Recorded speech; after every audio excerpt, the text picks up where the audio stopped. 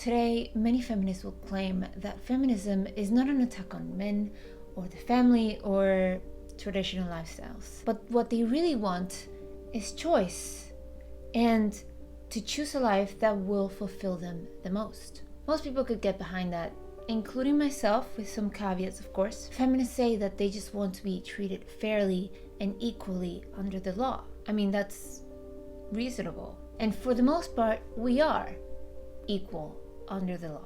And it could be argued that women have some rights that men don't under the law. This, of course, goes out the window when men identify as women. And in that case, their quote-unquote right to feel a certain way or to honor their feelings trumps a biological woman's right to feel safe. There's a reason that this debate is not centered around trans men, or rather biological women entering men's spaces. It simply is no threat to men. In a perfect world, people would choose whatever fulfills them the most. But we do not live in a perfect world, do we? We don't even live in a healthy society. We are pretty much a fallen people. This is something of a theme that I will continue to repeat throughout my videos, so excuse me for that.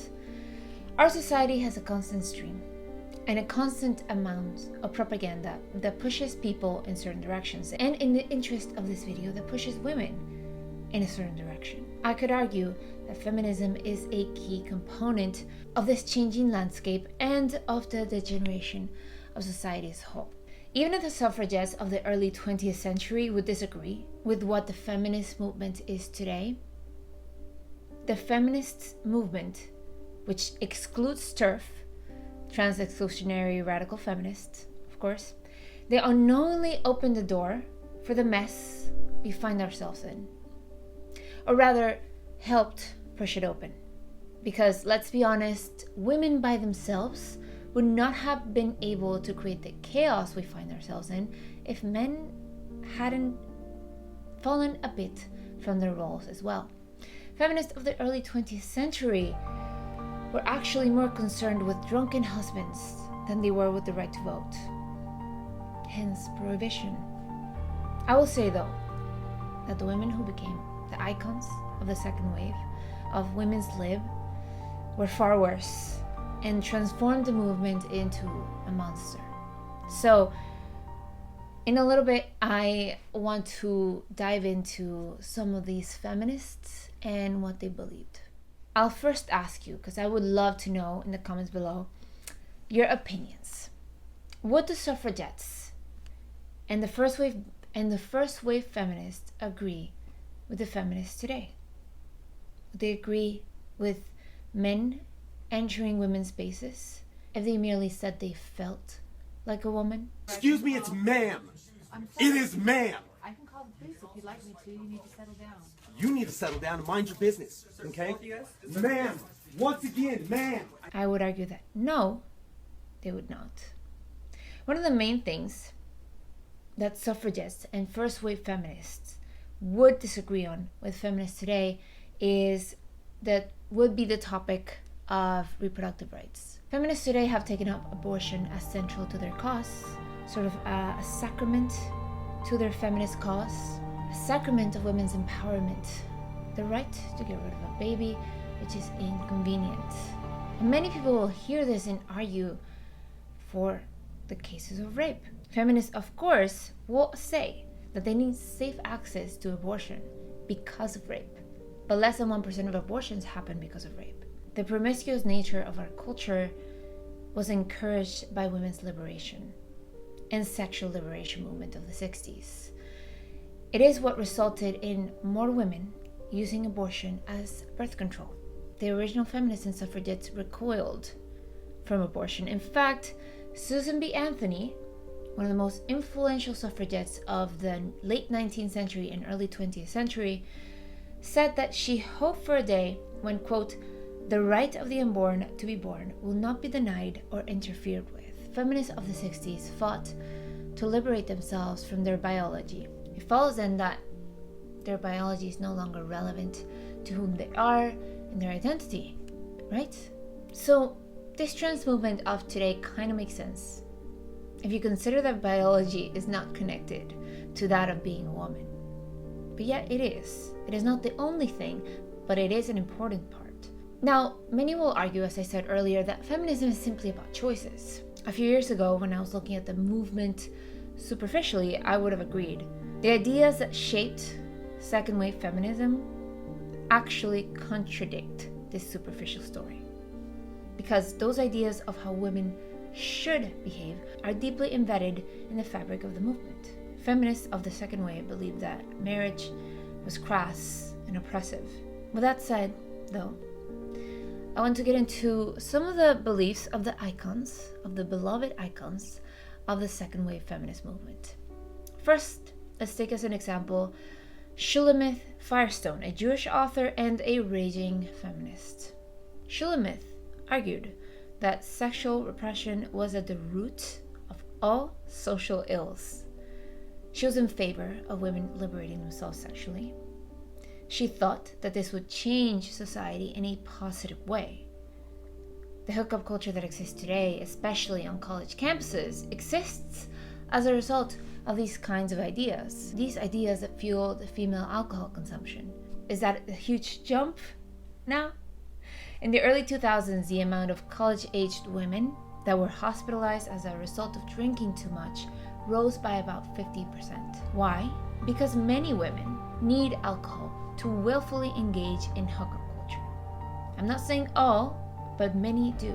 Firestone also didn't want any distinctions between men and women. She wanted men and women to be interchangeable with one another. Does that sound in any way with what is preached with the mainstream media today? Medicine is a very complex and nuanced field with robust research and standards of care that have been developed. Firestone believed that sex discrimination can be traced back to the biological structure of life itself. The biological structure of life itself, Shulamith, Miss Firestone? Did I hear that correctly? If that's the case, that means she recognized that she was fighting nature. That didn't deter her, of course. Many people who are involved with the gender ideology of today believe that genders are socially constructed, but really they're actively trying to construct an alternate reality which conflicts with nature. In her best-selling book, The Dialectics of Sex, Shulamith argues that the reproduction of the species should be replaced by an artificial system in which men and women share childbirth, totally dependent on artificial technology to realize her utopia. I mean, these people are completely disconnected from nature. She said that until women were free from giving birth, women's liberation would stall. Since then, we have reached the point that leftist sources claim that men can also give birth. But of course, we're talking about biological women passing themselves off as males. Feminists of today and activists will say that the book was influential to their work. So it isn't some fringe book. This isn't some fringe woman on the outskirts of the movement. So what happened to Miss Firestone? Shulamith was found dead in her apartment in 2012 after years of struggling with mental health illness. Mental illness seems to be prevalent in these communities. And while the illness itself should be taken seriously, I would argue that we shouldn't take their ideas too seriously for creating social upheaval. Then we have another influential feminist, Betty Friedan. I'm sure you've heard of her. The writer of The Feminine Mystique, which achieved pop culture status after being written in 1963. It was basically a book about Betty's frustrated life as a housewife. She was bored with her upper middle class life and discontented with her husband, who allegedly was not attracted to her. She was also a writer. She had a professional career. But as I said, she wasn't too happy with her marriage. So she made this into a political cause and projected her unhappiness onto millions of women. Remember the slogan, the personal is political. That's truly what this is about. And again, not a fringe feminist either. The New York Times wrote a raving review about the Feminine Mystique. It even won an award in 2014. Despite the fact that years later, Betty herself retracted some of her statements. She changed her mind about a lot of what she wrote in the book and wrote a different book called The Second Stage, in which she essentially stated that she was wrong for saying that being a wife and homemaker is easy and unfulfilling. Essentially confessing that in truth, when homemaking is done well, it is not easy and not unfulfilling. But that book is barely acknowledged and barely mentioned by the mainstream. People who call themselves feminists and who deny that their ideology is actually anti-men and anti-femininity may simply not be familiar with the underlying reality. That feminism has resulted in hookup culture, in men being less interested in commitment, skyrocketing divorce rates, increasing dissatisfaction in marital relationships, and more depression between both men and women, more unfulfillment, more confusion about who we are and what to do with our lives, and of course, gender confusion. Another feminist author, or icon, of the international stage, and therefore, ironically, my personal favorite, Simone de Beauvoir, who was praised by Gloria Steinem herself, who said that if any single human being can be credited with inspiring the current international women's movement, it's Simone de Beauvoir. The New York Times wrote in 1996 that The Second Sex remained the book for which Miss de Beauvoir was known worldwide, and which made her an important theorist of militant, radical feminists and a heroine for the women's movement. She might have influenced the gender movement of today when she suggested that perhaps gender is not biological, but socially constructed. I mean, here is kind of the opposite of what Shulamith is saying, but ultimately they both are striving for the same thing, the interchangeability of the genders. De Beauvoir also believed, Simone, let's call her Simone. She also believed that as long as the family and the, quote, myth of the family had not been destroyed, yes, she used the word destroyed, then women would still be oppressed. She was actually a professor in France, but was dismissed twice for the charge of corruption of the youth. She and her lover, Jean-Paul Sartre. Jean-Paul Sartre. Jean-Paul Sartre. It'd be fine in English or American to pronounce Jean-Paul Sartre. Jean-Paul Sartre. She and her lover often called for pedophilia to be decriminalized. She actually said, no woman should be authorized to stay at home to raise her children.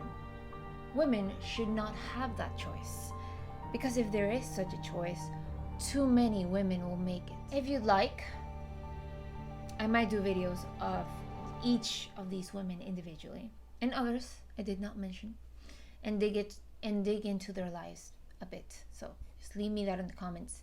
And by the way, a little caveat here. I know sometimes I'll say I'm gonna make a video about something, and you don't see it the next week or 2 weeks after that. But that's because I sort of plan my content ahead of time. So apologies for making you wait, and thank you for your patience. Thank you. But because I am a small YouTube channel, I do take requests very seriously. Anyways, what are we left with? Perhaps modern feminism at its core isn't really about choice. We are told it's about choice, and maybe I could be persuaded to think the movement has pivoted away from these shady women. But the amount of psychological manipulation and social manipulation that goes on through academia and media says otherwise. I know this is tough for some people to accept, but the reality is that if such ideas shape a movement, it doesn't matter how it looks on the surface or what the definition is on the dictionary of feminism. The proof is in the pudding. You can see the results and the detrimental effects it has had in children and in men and women. You can see throughout all of these movements that their desires did not represent the majority of women. Most of these women in the feminist movement were outcasts. They were the black sheep, but they became the cool girls. I mean, I freaking Gloria Steinem, who I will discuss in a different video, was a CIA operative. These women didn't change society with grassroots movements. So now we find ourselves in this dilemma, and both men and women are unhappy. I mean, you can see with the rise of Andrew Tate that there's obviously a lot of discontent coming from the men's side. Both of us are unhappy with the results. And it bugs me endlessly to see men say, quote, well, women wanted this equality, when they see men bashing the skull of a woman in martial arts. No, women literally didn't. So let's stop playing the petty blame game between the genders. Okay? We have a long way to go. And we have to start really questioning where we are and where we want to go. And it's not going to be a swing to the other side of the Andrew Tate with a bunch of Andrew Tates running around. I am going to make a video about the good and bad and my thoughts on the Andrew Tate stuff in the future. That actually might be a long video. We'll see. But the manosphere and the red pill dating stuff for men is very indicative of the results we have when it comes to feminism and those movements of the 20th century and still today. But in the interest of time, and because, well, you know, I can't talk about everything on this video, and the title of this video is not about that, I'll leave it for another time. See you next week. Cheers.